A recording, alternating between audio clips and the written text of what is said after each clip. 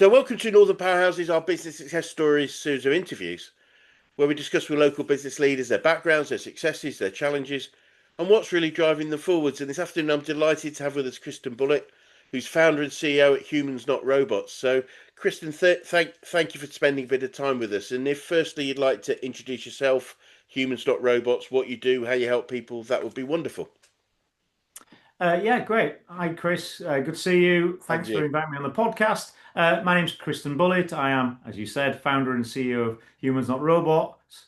We're a technology startup. We are a data analytics product. We're very, very focused on sustainability. So we Brilliant. help large technology focused organizations understand the cost and the sustainability costs of their technology operations. Like at a very, very high level, this means if they have loads of computers, we measure how much power those computers use, and we bring Right. that into the context of their business. Yes. Um, I have a broadcast and media background. So one example would be an organization like Sky TV. What does Sky Atlantic cost? What is the average kilowatt hour per Yes. viewer hour of Sky Atlantic? Yep. That's the kind of data we give. These are very, very powerful metrics for businesses. Yep. And we work with a bunch of telcos. So there's a telco in Austria we work with. We work with Bouygues, the French telco. We work with the European Space Agency. So we're working with big organizations, and I think super interesting stuff. Wow. Yeah, I think so too. That's fascinating. I had someone on the interview, and names are not great for me, but I interviewed someone only a few weeks ago who has technology that really reduces both the storage requirement and therefore also the power requirement of video storage. So really indexing video, etc. I don't know if you're aware of them. If you're not, I'd love to connect you because it was very Yeah. much their goal. And one thing they said, which I found surprising and shocking, was that it's likely that I think within 10 years, AI, the power uh, AI will take out 90% of the power used in the world. Um, There's some shocking numbers out there. yeah, BT, we all know who yep, BT are. yep, They are responsible for the usage of 1% of the total UK power grid. Now, they're a big business, but that's a huge number. yeah. Um, when it Oh, yeah, comes to AI, data centers in North America currently consume about 3 to 4% of the national grid. yep, That's increasing to 7 to 8% within the next 2 years because of AI. So that company you spoke to, they're absolutely right. As those numbers scale up, it's going to become um, a problem. absolutely. And what's really interesting is given what you can do to help people sustainability and understand where they are, is I heard somebody speak at a well, it was the Climb event. I don't know if you're familiar with the Climb 25 um a couple of years ago, and he was basically saying that any company that doesn't have a clear CSR policy and is actively managing and monitoring what they're doing from those three key things is going to fail over time because the world is getting more engaged with CSR in general and how we can do our thing to help the world and the planet. Yeah, and there's various legislation. It's the carrot and stick approach. Like the EU, the Yes. UK are good from a legislative process, a process which means exactly that. If you don't Yep. start doing that reporting, if you don't start demonstrating reductions on those numbers, you're going to be punitively fined. Of course, the world isn't quite the same place it was a few years ago, and North America are pushing back against it. It's a challenge to get people fully on board. I Yep. think it needs legislative pushes. Um, the thing for us is, well, actually, if you use less power, you're probably spending less money as well. Yes. So it's a bit of a win-win going on here. Yeah. Yes. No, 100%. I mean, yeah, I totally get that. It's a profit strategy, not just a responsibility strategy. But Yeah, yeah, no, totally get that. yeah. So, Kristen, I'm keen to know a little bit more about your background, how you got into business, and why this particular one for you. So I'm a software developer as my Yep. background, and I spent 20 years working in and around media and broadcast technology. Yep. So I built the very first version of Sky by Broadband. I built the very first version of Channel 4's 4OD. I worked for a Right. company in York who they got into that space at the absolute perfect time, and the BBC and Virgin were phoning them up and saying, "Can you come and build it for us?" So I was very lucky to get in and work with those businesses. Brilliant. And being of inquisitive mind and ambitious, I went from doing small system development to moving into architecture because I felt I knew more than the architects, to moving into sales and marketing because salespeople tend to be not very good. So I just moved up the ladder and ultimately ended up becoming managing director of that business. Right. Um, has an interesting exit story, but that might be for a different day. Although we can go into that if you want. Grab a cup of coffee and I can tell you the story. But my background: broadcast media, software development, big systems, and working with people like Discovery Communications and the BBC. You start Wow. to see the amount of money they spend on IT systems, Yep. and Sony Pictures spends $1 billion per year on their technology. Something Wow. like it's public. Yeah. These are public numbers, Yeah. but these are like crazy numbers, and these are things that most people aren't aware of. Like the amount of kit, the amount of technology sitting behind how we do this video call and how we watch Yes. TV is phenomenal. Yes. Um, I came out of that business looking and saying, we've made this more and more and more complicated. I Yep. think I think we can build a product that helps to make that simpler again. Brilliant. Brilliant. And that's how we start doing what we're doing with humans, not robots. Brilliant. So when you were a kid, is this the future you foresaw for yourself, or did you have other plans at that point? I I'm an identical twin, and I'm from West Yorkshire, and you shared Christmas presents with your brother, back then. So Yes. I remember fighting over the Commodore 64 and the Amiga. My brother wanted to play sensible soccer, and I wanted to hack away using a bit of, pixel and poking, so I could put my name to the top of high scores to piss him off, right? So I'm not a million miles away from Brilliant. where I started, frankly. Brilliant. Love it. Absolutely love it. I love that idea. Yeah, hacking and It's always difficult because you do something as a hobby and you get very, very passionate about hobbies, yeah, and then you end up moving into doing that as part of a job. yeah, And then you've got to navigate how do I maintain keeping this fun, but yes, also take it serious as a job. And I think I'm probably still in that area. Still really enjoy what I do, still really enjoy, demonstrating my technical abilities, but I also have a business to run, and that brings in some more yeah. challenging sides to life as well. Yes, and it can be. I mean, we sort of touched it before we started our conversation.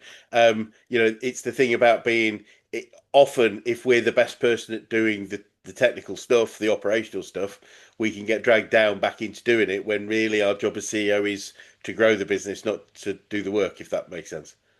An ex-boss owned a business called IDE, and it was like integrated digital electronics or something. Yep. But the running joke in the business was it stood for I do everything, and and that is absolutely where you do not want to be. Absolutely, it's a night. It's not just nightmare for us, but we hold the business back. The challenge we become the bottleneck. So if we want to grow a business, if it's all about us, then good luck with that. I know what it meant to me when I tried to grow my part of the business and made that mistake. It's not it was a messy ending, but there we go. That's life. Um, so looking at the growth of your business, what are some of the biggest issues you've had to overcome over time, Kristen? We touched on this a little bit when we started speaking, but our business has been running since the very start of 2022.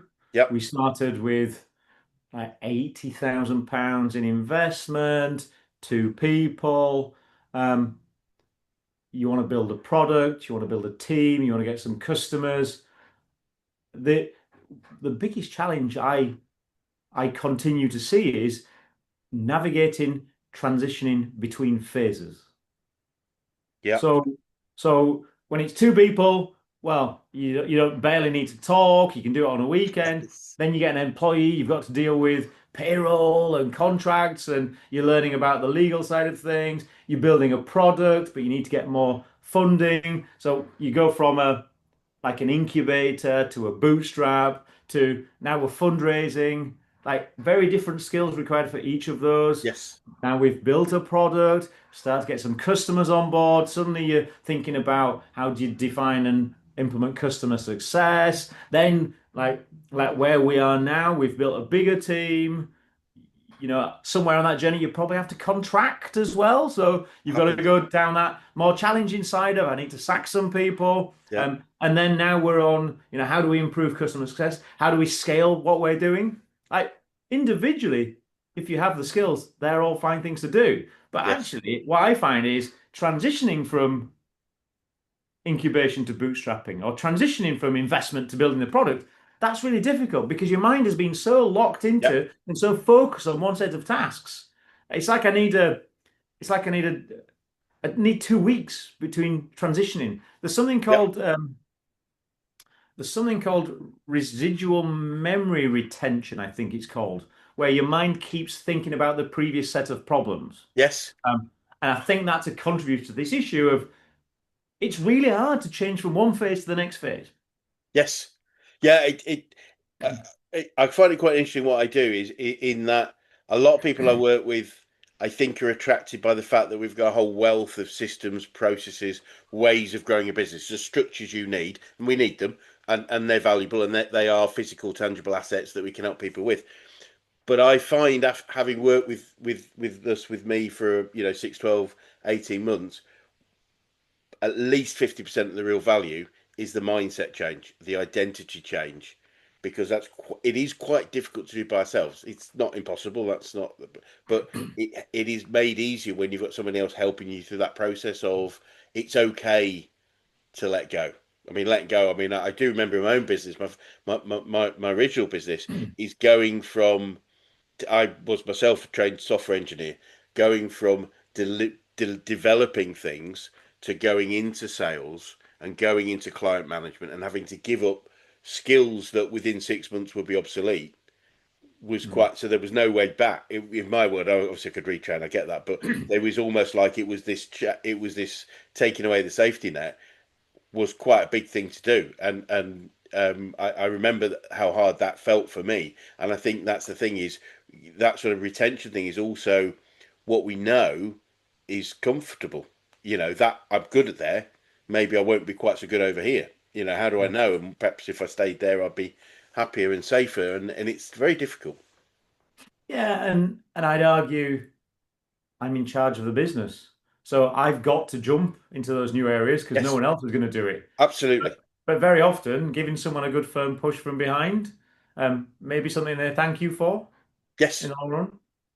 Absolutely, and I think that's part of it. Is just like sometimes it's making people do stuff. I don't mean that in a negative way, but it is Yeah. that there's no other. This is what you have to do. I often say to people, and it especially when they're oh, I'm really hands on. I still get stuck in and all that sort of. Well, look, if you think about it this way, if we're sailing a ship, our crew might appreciate that if there's a real problem, we might dive in and help them pull the sails up or pull the sails down or whatever that they might do. But what we have to remember is while we're standing alongside them doing their work with them, they're actually wondering who's steering it. Yeah.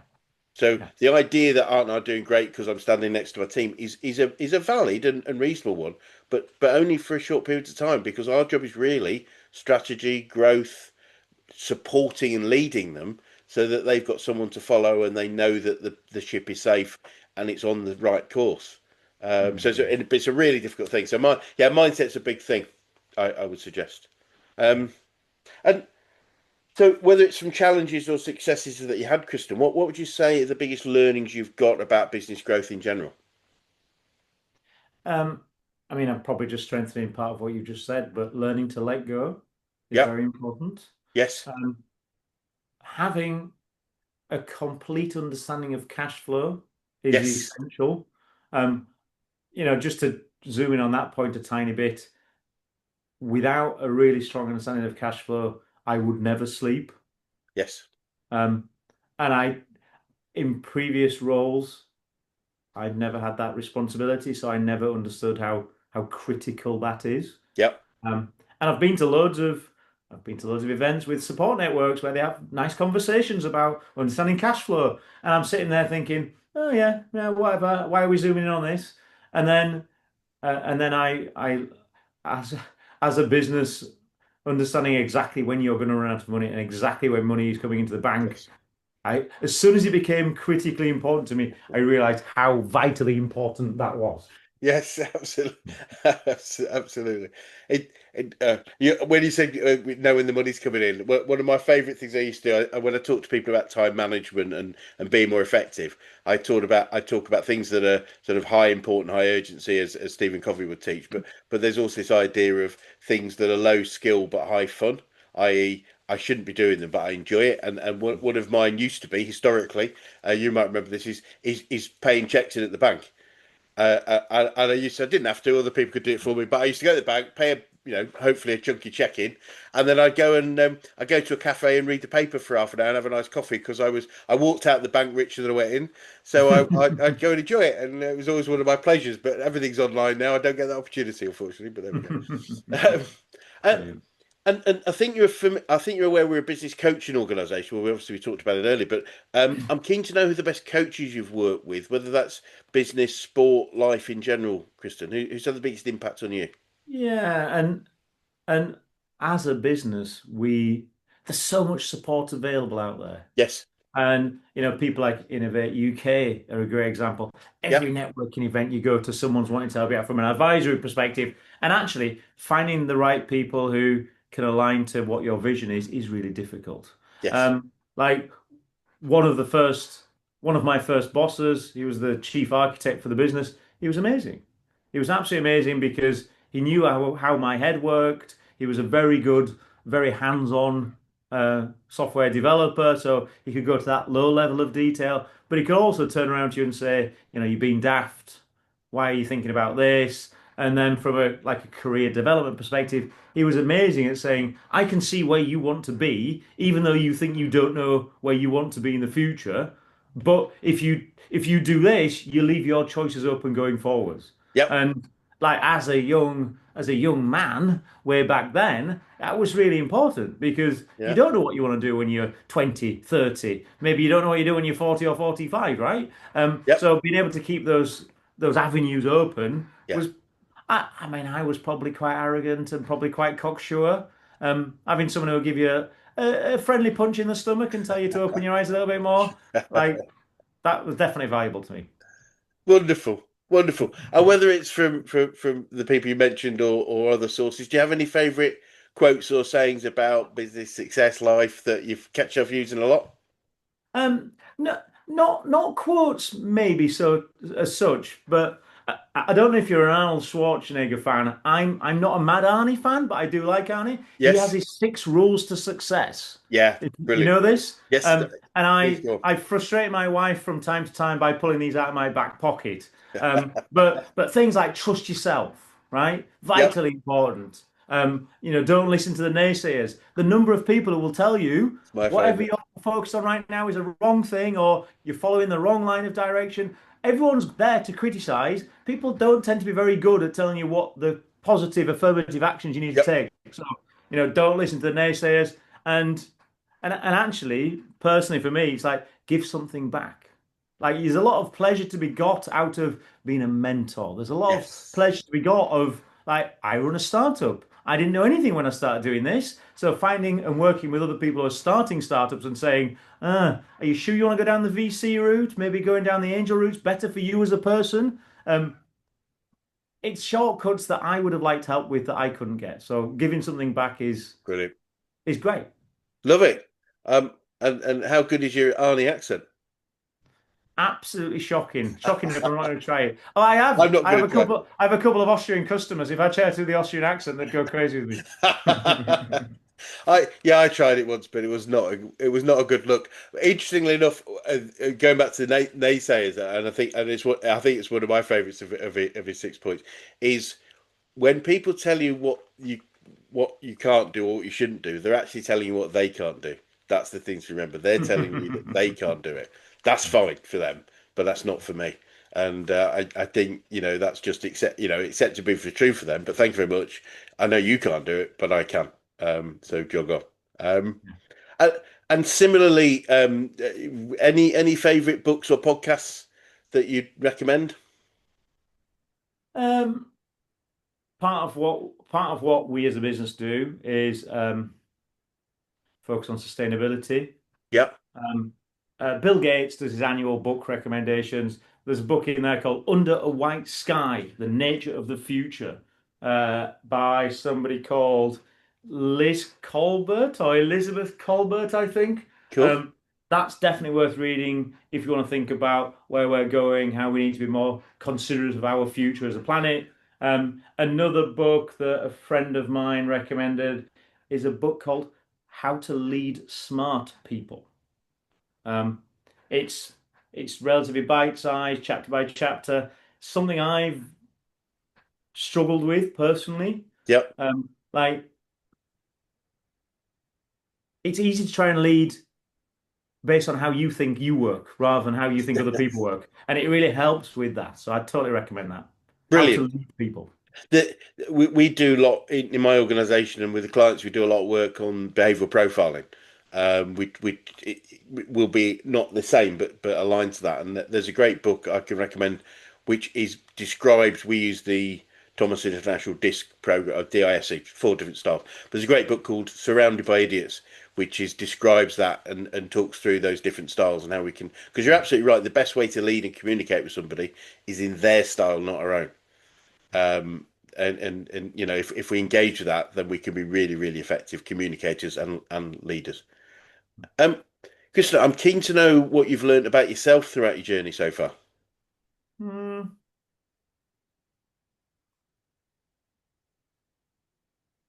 I'd like to say I already knew this, but I think I'm far more stubborn than I realized I was.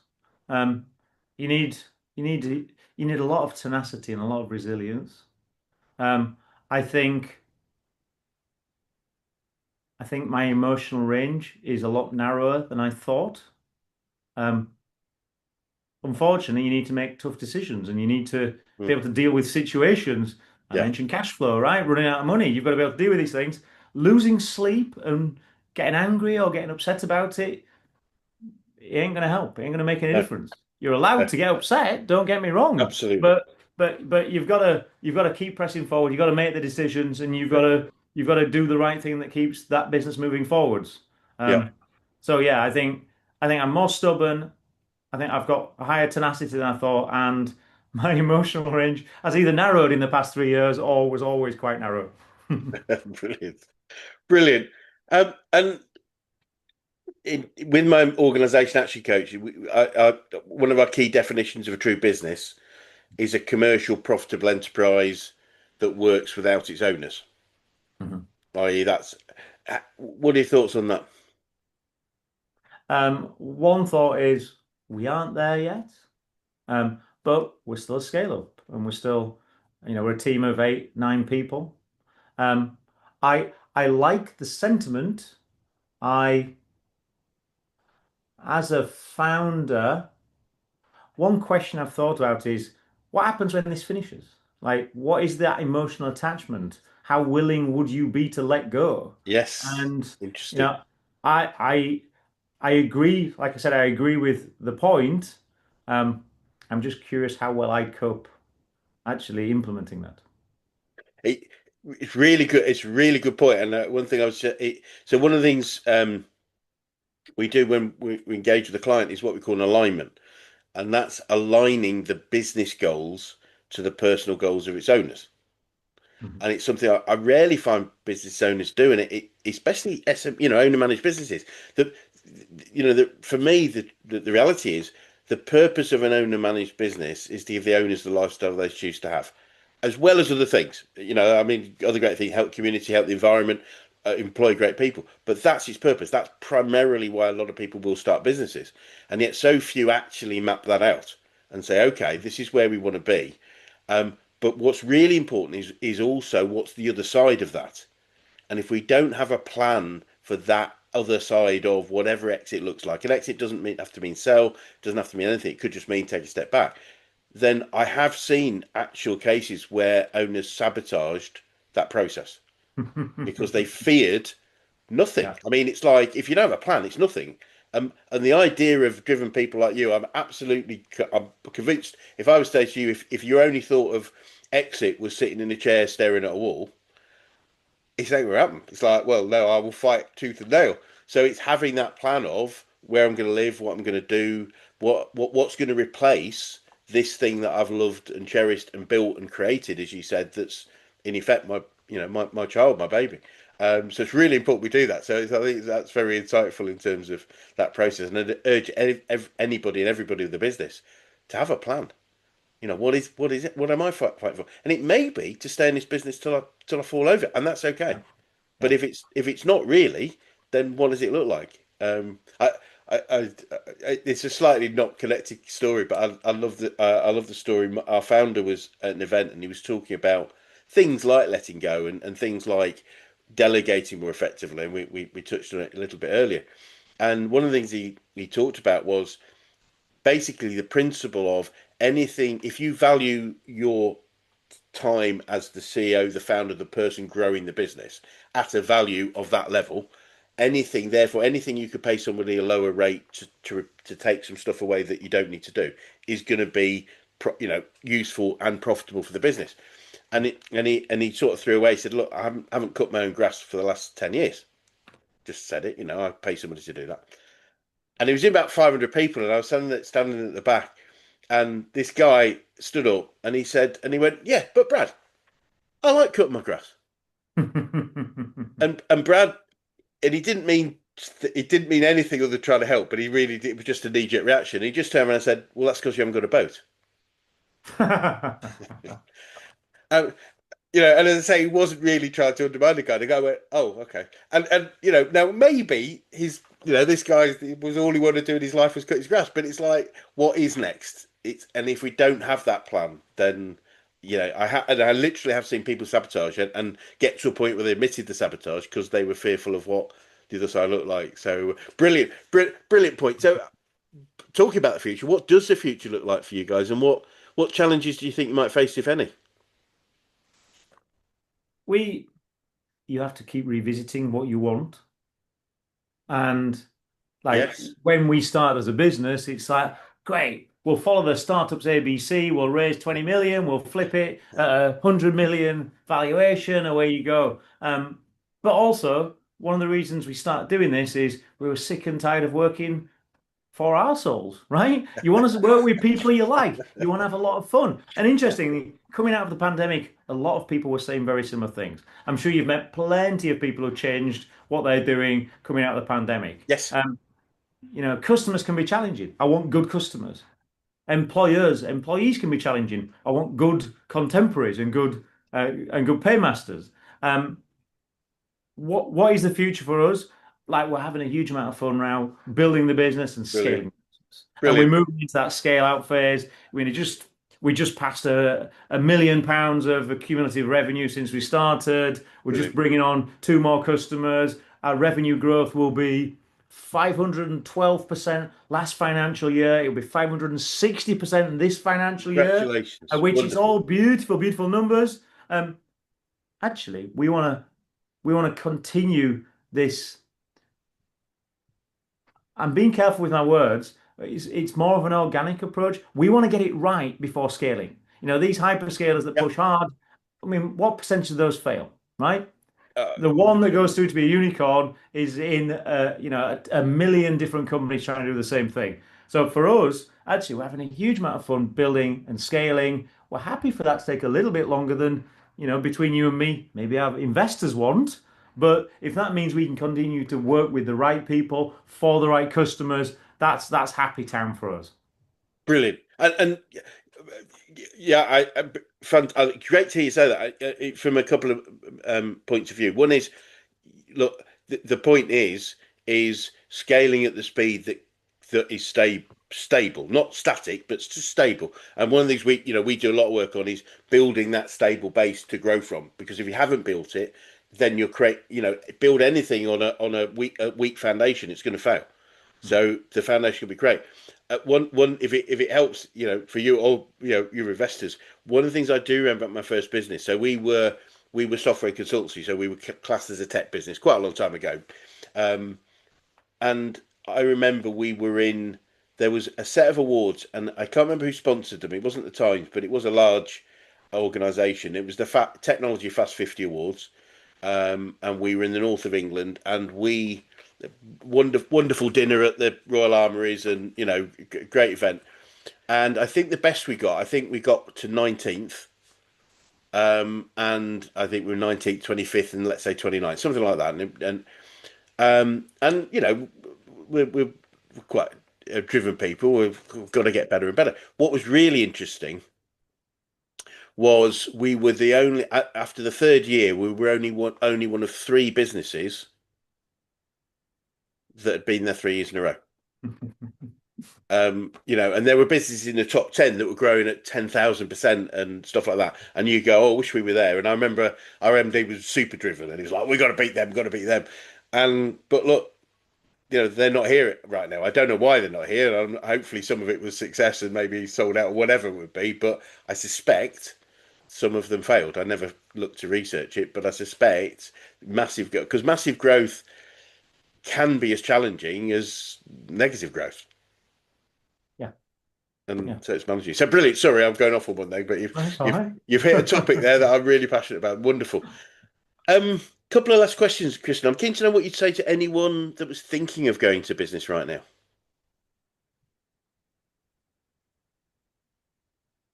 I would say do it, um, but make sure you have fun. I think that's it. That's really simple. Brilliant. Brilliant. I'm 100% into that one. If it's not fun, don't do it. Why? Why? Life's too So, short, but isn't it? let me elaborate on that, right? There's so Yeah, many cool. things to worry about. There's so many things to get stressed about when you're running a business, and it's really, really tough. It is genuinely really tough. And if you overthink it before doing it, you're not going to do it. So do it and make it as much fun as you can. If it fails, it fails. If it succeeds, it succeeds, right? You've still Brilliant. got your health, you've still got your family, hopefully all those things. It's just business. The, I think the quicker we can see it as a game, and a game that is fun, and as you say, it's just a game. It's not life. Yeah. Yes, it will. It can have an impact on our life if we don't quite make it, but we can start again at any age. But if you're not having fun doing it, you probably shouldn't be doing it anyway. Don't be 100%. miserable. Be happy. 100%. Don't worry, be happy. That's one of my favourite sayings. Um, and if you started again, your business again, is there anything significant you do differently, do you think, Kristan? I think there's there's probably some shortcuts that we could have done. I am quite a shrewd Yorkshireman, and it's easy to think we'll just do it all ourselves. I'm not an accountant, but I do most of our finances, for example. Actually, burning some of that cash quicker and getting that external help comes back to, what does it cost you to cut your grass, right? What does it cost me to do all of my bookkeeping? Probably, I probably can spend my time in better places. So, Yep. and I'm using that as one example. There's definitely many examples of that. Get help. Work with people who can do a lot of the roles, and you can focus on the stuff Yes. that either nobody else can or should be doing, or focus on the stuff that you're really good at. Love it. Absolutely bang on. Final question. What's the best advice you could give an 18-year-old you if you could go back in time and do that one? I'm going to say it, but I'm not sure I believe it. Um, don't defer doing things until later, do them sooner. Now, now the reason I'm not sure I believe it is it's got to be the right time for you as a person to do it.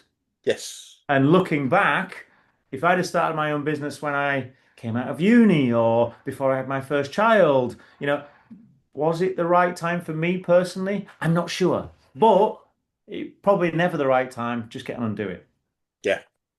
I think it really sound advice. It's like do it, but if it's right for you, do it at your time. But don't Yeah. use that as a reason not to do it. I think that's the key thing, isn't it? I Yeah.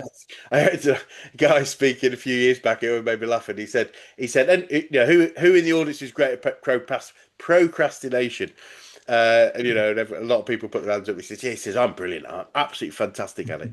He said, in fact, if it was an Olympic event, I'd be representing my country. Not in the next one, but the one after that, which I thought was sorry, which I thought was Um, really but it's like for me, it's always been risk. I've always worried about taking risks because I was always very risk averse. yep, And actually, risk isn't scary. Things aren't a risk if you've already got the answers. yes, And therefore, looking at something and understanding what the risk profile is, normally it's a much lower risk profile than you yes, realize. And I think that's not procrastination, but that definitely supports deferring or just not doing things at all. yeah. No, it makes absolute sense. Chris, it's been fascinating to talk to you. It really has been really it's fascinating and fun. So I think we've nailed that one. So thank you so much for your time today. For anyone that's thinking would be interested in talking to you or your business, what would be the best way of getting in touch? There's an email somewhere, there's LinkedIn. Find me there. I'm pretty responsive. I like talking to people. I like Good man. helping people. So get in touch. Wonderful. Well, look, it'd be great to swing by another 6, 12 months to just see next development, etc., where it's going. But thanks so much for your time today. Thank you so much. It's been wonderful talking. It has. Thank you.